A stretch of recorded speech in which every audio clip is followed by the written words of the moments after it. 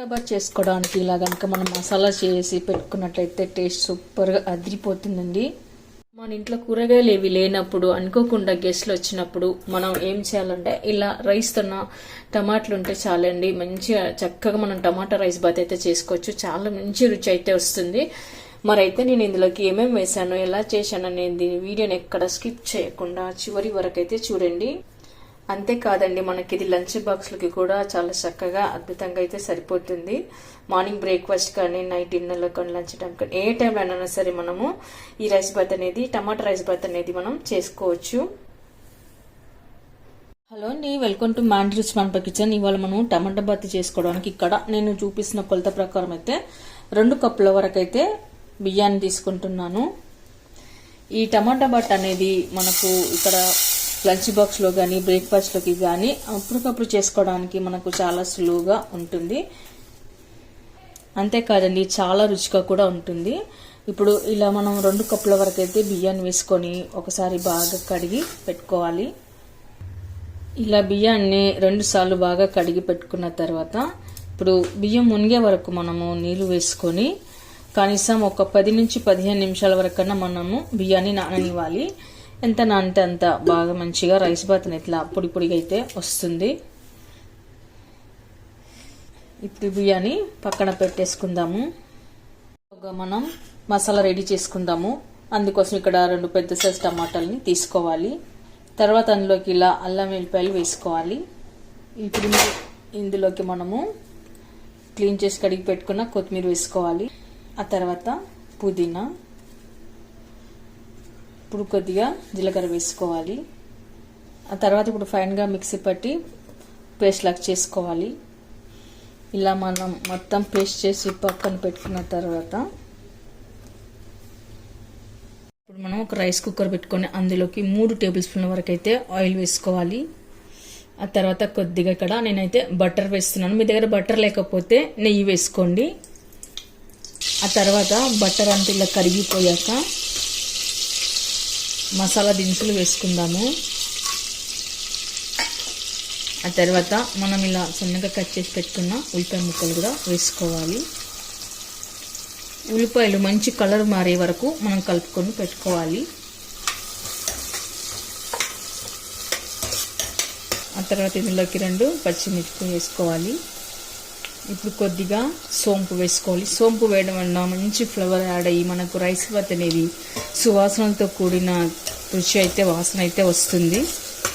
రుచి కూడా చాలా బాగుంటుంది. మనకు ఇలా ప్లేట్లో వడ్డించుకోగానే మంచి స్మెల్ అయితే వస్తుందండి. వాసన అయితే చాలా బాగుంటుంది. ఒకవేళ మీకు వద్దనుకుంటే స్కిప్ చేయండి. ఆ తర్వాత మనం ఇందులోకి కరివేపాకు వేసుకోవాలి. ఇప్పుడు ఇందులో కొద్దిగా పసుపు, ఉప్పు వేసుకోవాలి. ఇప్పుడు ఉల్లిపాయ ముక్కలు ఇలా బాగా వేగాక మనం కట్ చేసి పెట్టుకున్న టమాటా ముక్కలు కూడా వేసుకోవాలి. ఇప్పుడు టమాటాలోని పచ్చివాసన పోయి బాగా స్మాష్ అంటే మెత్తగా ఉడికిపోవాలన్నమాట.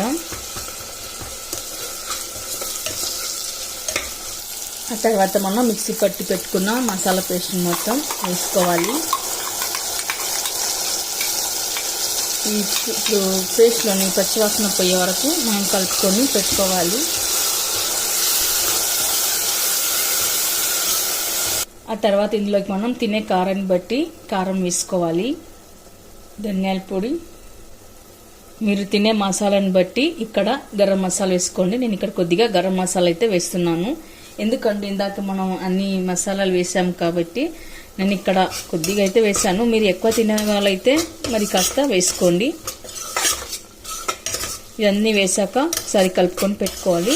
ఇప్పుడు మనం గ్రేవీ ఇవన్నీ వేసాం కదా, బాగా ఉడికి ఆయిల్ అనేది సపరేట్ అవ్వాలన్నమాట. అంతవరకు మనము వీటిని ఉడికించుకొని పెట్టుకోవాలి టమాటో గుజ్జును. మీరు ఇందులోకి కావాలంటే ఏవైనా కూరగాయ ముక్కలు కూడా వేసుకోవచ్చండి. క్యారెట్, బఠానీ అలాంటివి ఏవైనా సరే వేసుకోవచ్చు. ఇప్పుడు చూడండి ఆయిల్ అయితే సపరేట్గా రావడం మొదలైంది. ఆ తర్వాత ఇప్పుడు మనం బియ్యానికి తగ్గట్టుగా నీళ్ళు వేసుకోవాలి. నేను ఇక్కడ 2 కప్పుల వరకు బియ్యం తీసుకున్నాను కాబట్టి 4 కప్పుల వరకు అయితే నీరు వేస్తున్నాను. ఇలా మొత్తం 4 కప్పుల వరకు అయితే నీళ్ళు వేసుకోవాలి. ఆ తర్వాత ఇప్పుడు మనం రుచికి సరిపడా ఉప్పు వేసుకోవాలి. ఇప్పుడు మనం 2 నిమిషాల పాటు మూత పెట్టేసుకొని ఎసురు రానివ్వాలి. బాగా ఇలా ఎసురు వచ్చిన తర్వాత మనం నానేసి పెట్టుకున్న బియ్యాన్ని వేసుకోవాలి. బియ్యంలోని నీరునంతా వంపేసుకొని మనం ఇలా అంతా బియ్యాన్ని ఇందులోకి వేసుకొని కలుపుకొని పెట్టుకోవాలి.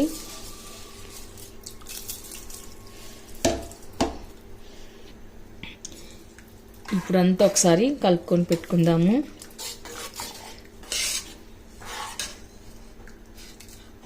ఆ తర్వాత ఇప్పుడు మనం కుక్కర్ మూత పెట్టేసుకొని 2 విజిల్ ఇస్తే సరిపోతుంది. చూసారుగా 2 విజిల్ తర్వాత ఇలా అన్నాన్నంతా మనము పైనుంచి కిందికి కలుపుకొని పెట్టుకోవాలి. అప్పుడే మసాలా అంతా మనకు కరెక్ట్గా అంటినట్టు సరిపోతుంది. ఇక్కడ నేను అన్నాన్ని మొత్తం ఇలా ఒక బౌల్లోకి అయితే తీసుకున్నాను. ఇలా బౌల్లోకి తీసుకోవడం వల్ల మనకు ఫ్రీగా మంచిగా కలుపుకోవడానికి సరిపోతుంది. అలాగే మసాలా అంతా కూడా కరెక్ట్గా అంటిపోతుంది.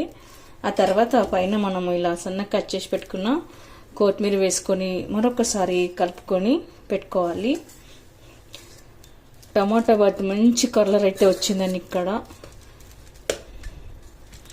వాసన కూడా గుమగుమలాడిపోతుంది. ఎంత బాగుంది. ఇప్పుడు మనం సర్వింగ్ బౌల్లోకి తీసుకుందాము. ఈ టమాటా బాత్ మనం పెరుగు పచ్చడి రైతాతో తిన్నా బాగుంటుంది, కొబ్బరి చట్నీతో తిన్నా బాగుంటుంది, అలాగే నేరుగా తిన్నా కూడా చాలా అద్భుతమైన రుచి అయితే ఉంటుందండి. ఇప్పుడు మనం సర్వింగ్ ప్లేట్లోకి తీసుకుందాము. రైస్ కూడా ఇలా పొడి పొడిగా బాగా చాలా చక్కగా అయితే వచ్చింది. ఇంట్లో ఏ కూరగాయలు అవి లేనప్పుడు గెస్ట్లు వచ్చారనుకోండి, అలాంటి టైంలో ఇలా మనం సింపుల్గా టేస్ట్గా గుమగుమలాడే టమాటా రైస్ బాత్ చేసేయచ్చు. ఇది మనకు మార్నింగ్ బ్రేక్ఫాస్ట్, లంచ్, డిన్నర్లోకి కాకుండా మనకు లంచ్ బాక్స్లోకి కూడా చేసేసుకోవచ్చు. అద్భుతమైన రుచి అయితే ఉంటుంది. ఓకే అండి, చూసారుగా మనం అప్పటికప్పుడే ఇలా టమాటా రైస్ బాత్ని అయితే చేసేసుకోవచ్చు. మంచి రుచి అయితే ఉంటుంది. మరైతే మీరు కూడా ట్రై చేయండి. మీకు ఎలా కుదిరిందో కామెంట్స్లో పెట్టండి, లైక్ చేయండి, షేర్ చేయండి. తప్పకుండా మన ఛానల్ని సబ్స్క్రైబ్ చేయండి. Thank you for watching.